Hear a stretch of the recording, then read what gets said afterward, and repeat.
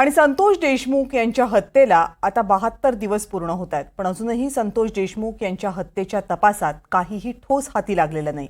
सुरेश धस यांनी धनंजय मुंडेंची भेट घेतल्यानं संशयाच्या भोवऱ्यात ते सापडले आणि अशातच आता सुप्रिया सुळेंनी बीड दौरा केला। यावेळी सुप्रिया सुळे यांनी देशमुख कुटुंबियांची भेट घेतली। अनेक गंभीर आरोप सुप्रिया सुळे यांनी केले। आता मला राम गेला लक्ष्मण एकटा करून तरी काय बाजार गेला तर खूप अवघड झाले। संतोष देशमुखांच्या आईचा हा हंबरडा। संतोष देशमुखांच्या हत्येला 72 दिवस उलटलेत, पण ना मास्टर माइंड शोधता आला ना फरार आरोपीला अटक झाली। याच ढिम्म प्रशासनाला वैतागून संतोष देशमुखांच्या आईची ही उद्विग्न प्रतिक्रिया। काय आरोपी असतील, कुठून असतील, बुडता असन, शेंडा असन, काय असन, पूर्ण आरोपी करा, नाहीतर पुन्हा नंतर आम्ही जगायचंय कसं? कुणीच तरी गाववाले जगणार कसं?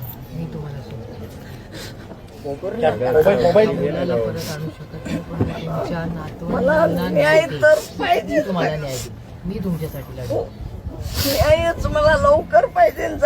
तसे मला ते लोक माझ्या लेकराला केलं तसं बघायला आज भेटले पाहिजेत आणि तिचं म्हणणं संरक्षण आणि पूर्ण मला संरक्षण दिलं पाहिजे। आज माझी सून माझं लेकरू कुठं जाते? काय करू मी आता?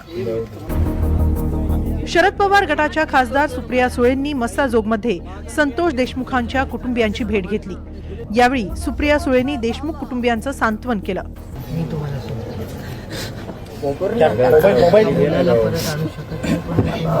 मला न्याय तर पाहिजे, तुम्हाला न्याय मी तुमच्यासाठी सुप्रिया सुळेंनी देशमुख कुटुंबियांना शेवटपर्यंत लढण्याचं आश्वासन देत धनंजय मुंडेंवर निशाणा साधला। की ह्या देशामध्ये खंडणी हा मोठा गुन्हा आहे। मनमोहन सिंग साहेब काँग्रेसचं जेव्हा सरकार होतं ना, तेव्हा त्या काळामध्ये ईडी, आता ईडी तर सगळ्यांनाच माहिती, पोरापोराला ईडी माहिती आहे राज्यात, आणि ईडी खंडणी मागणं म्हणजे तो गुन्हा आहे त्या देशामध्ये, त्याला ईडी लागते। मला प्रश्न विचारतोय, त्या वाल्मिक कराडला तो तर खंडणी मागत होते ना सगळे, मग त्यांना आधी अटक कशी नाही झाली? त्यांना ईडी का नाही लागली? हा प्रश्नाचं उत्तर सरकारला द्यावं लागेल ना। कधी तुम्ही म्हणलं जून महिन्यात पहिला मागितलं ना खंडणी, मे महिन्यात खंडणी मागली, तर मे महिन्यात पहिल्यांदा खंडणी मागली तर त्या काळातच मे महिन्यामध्येच त्यांना लागायला पाहिजे होतं ईडी आणि सीबीआयची, का नाही लागली तेव्हा? चालेल शाहू। सुप्रिया सुळेंनी यावेळी काही तपास अधिकाऱ्यांच्या बदलीची मागणीही केली, तर दुसरीकडे सुरेश धस यांनीही पोलीस महासंचालक रश्मी शुक्लांची भेट घेत वादग्रस्त अधिकाऱ्यांची एसआयटी चौकशी करावी अशी मागणी केली। माझं एसपीचं त्याच्याबद्दल बोलणं झालंय, ते मला डिटेल त्याची माहिती देणार आहेत। त्याच्यामुळे एसपी मला म्हणाले की मी स्वतः लक्ष घालतोय, मी स्वतः ती केस मॉनिटर करतोय, असं जर एसपी म्हणत असतील तर आपण त्यांच्यावर विश्वास ठेवू। याची माहिती घ्यावी लागेल, त्यांनी मला आता त्याची सगळी माहिती दिलेली आहे। मी म्हणूनच माननीय मुख्यमंत्र्यांची वेळ मागितली, कारण का ते या राज्याचे गृहमंत्री देखील आहेत। त्यामुळे इथे नक्की फील्डवर काय चाललेलं आहे, हे जे आम्ही फील्डवर आज ऐकलेलं आहे ते आम्हाला माननीय मुख्यमंत्र्यांना सांगणं हे गरजेचं वाटतं, आणि तातडीने त्यांना आम्ही वेळ मागितली। शुक्ला मॅडम यांच्या विश्वासातले जे अधिकारी असतील त्या अधिकाऱ्यांच्या मार्फत ही या प्रकरणाची चौकशी व्हावी, आणि गणेश मुंडे जो तातडीने बीडवरून इकडं बदलवण्यात आलेला आहे, एसीबीची त्याच्यावरती रेड होऊन सुद्धा एसीबीची चौकशी चालू असताना सुद्धा त्याला क्राईम पोस्टला कोणी आणलं, आणि वारंवार भास्कर केंद्रे, हे गणेश मुंडे, बांगर असे काही नावाचे अधिकारी आहेत जे 15-15 वर्ष एकाच जिल्ह्यामध्ये कशा काय नोकरीला राहू शकतात, या सगळ्या गोडगंबालाची चौकशी करावी अशा प्रकारची विनंती त्या ठिकाणी मुख्यमंत्री महोदय आणि शुक्ला मॅडम यांना केलेली। देशमुख हत्या प्रकरणासारखंच बीडमधलं महादेव मुंडे यांच्या हत्येचं प्रकरण या निमित्तानं समोर आलंय। सुप्रिया सुळेंनी या बीड दौऱ्यावेळी महादेव मुंडेंच्या कुटुंबियांची देखील भेट घेतली। सुप्रिया सुळेंसमोरच महादेव मुंडेंच्या कुटुंबियांच्या अश्रूंचा बांध फुटला। लेकरांनी ते चिमणी म्हणी बघत येतो सर, म्हणजे काय चाललंय, आम्हाला त्रास होतोय माहिती का? रात्री झाली की 1.5 वर्ष झालं, मग आमच्या आज आता गेल्याने माणूस वाटतंय आम्हाला, इतकं आमच्या काळजात भरून येतोय माहिती का? किती लेकरांचं भविष्य पुढं किती अवघड आहे सांगा बरं।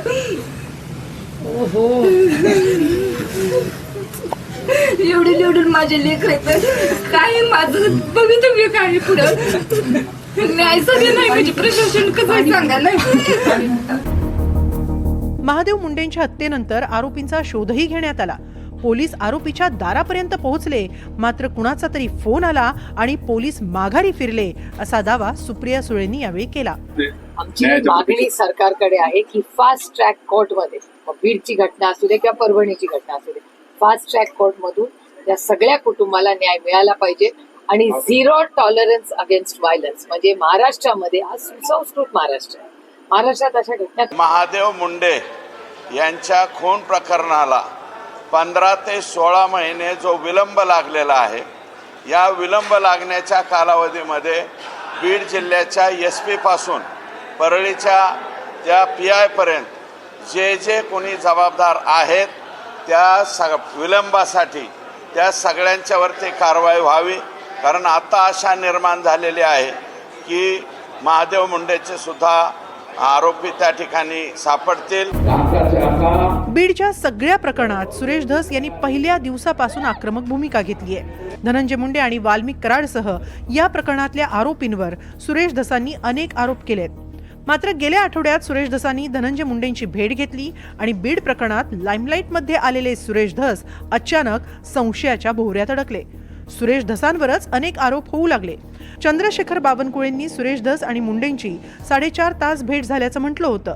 मात्र संशयाच्या भोवऱ्यात अडकलेल्या सुरेश धसांनी आता केवळ 20 ते 25 मिनिटं भेट झाल्याचं स्पष्टीकरण दिलंय. संतोष देशमुखांच्या हत्या प्रकरणामध्ये ज्या पद्धतीच्या कारवाया सुरेश धसांनी ज्या इन्क्वायऱ्या मागितल्या सर्व इन्क्वायऱ्या माननीय देवेंद्रजींनी केलेल्या आहेत आणि दिलेल्या आहेत. भारतीय जनता पार्टी म्हणून मी पूर्ण पाठबळ सुरेश धसांच्या मागे उभा आहे. पण खरं तर त्या प्रकरणामध्ये संतोष देशमुख हत्या प्रकरणामध्ये धनंजय मुंडे आणि सुरेश धस या दोघांनी जर आरोपीला अंतिम शिक्षा देण्याकरता एकत्रित काम केलं तर संतोष देशमुखला अधिक चांगला न्याय मिळू शकतं, त्या हत्येला अधिक चांगला न्याय मिळू शकतं, ही आमची भूमिका आहे. आणि दोघांची भूमिका पूरक आहे. असं नाही की धनंजय मुंडेची भूमिका काही वेगळी आहे सुरेश धसाची, पण काही ठिकाणी मतभेद आहेत. सुरेश धसाने आपला मुद्दा पुढे नेला पाहिजे याकरता पार्टी यांच्या पाठीशी आहे. पण खरं तर या दोघांची काही ठिकाणी मतभेद आहेत. त्या मतभेदावर त्यांचं त्या ठिकाणी काम त्या आपल्या लेवलला काम करतायत. त्यामुळे आम्ही त्या ठिकाणी काही मध्यस्थी करायची फार गरज नाहीये. ते का गैरहजर होते हे मला माहित नाही. मी फक्त त्यांना आजारी असलं म्हणून माणुसकीच्या नात्याने भेटायला गेलतो एक. आणि माझे प्रदेशाध्यक्ष आहेत, त्यांनी मला बोलवलं होतं. हे 30 दिवसापूर्वीचा वेळ असेल. बोलवलं होतं 20 ते 30 मिनिटे आम्ही त्यांच्या निवासस्थानी होतो. हा जो प्रकार आहे तर संशयाच्या भोवऱ्यात अडकलेले सुरेश धस आता पुन्हा सक्रिय झाले. 2 दिवसात धनंजय मुंडेंच्या मतदारसंघातले आणि कृषी मंत्री असताना झालेले घोटाळे बाहेर काढण्याचा इशारा धसांनी दिलाय.